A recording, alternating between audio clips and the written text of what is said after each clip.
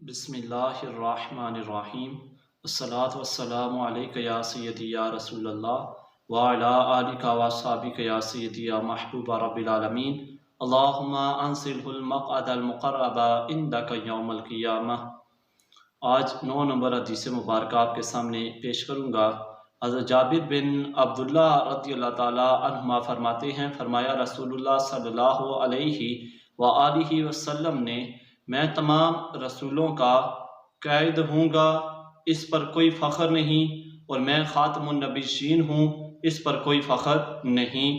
یعنی حضور صلی اللہ علیہ وسلم ارشاد فرما رہے ہیں کہ میں خاتم النبیین ہوں، یعنی میرے بعد کوئی نبی نہیں آ سکتا، لیکن اس پر میں فخر نہیں کر رہا، یعنی اس پر کوئی فخر نہیں کر رہا کہ اس پر کوئی فخر نہیں ہے مجھے کہ میں آخری نبی ہوں۔ تو اس سے پتہ چل رہا ہے حضور صلی اللہ علیہ وسلم کی حدیث مبارکہ سے کہ آپ صلی اللہ علیہ وآلہ وسلم کے بعد کوئی نبی نہیں آ سکتا، اور اگر کوئی نبوت کا دعویٰ کرتا ہے تو وہ کافر ہے، مرتد ہے۔ اللہ تعالیٰ کی بارگاہ میں دعا کرتا ہوں کہ جو حدیث مبارکہ پیش کی ہے اس پر عمل کرنے کی توفیق عطا فرمائے۔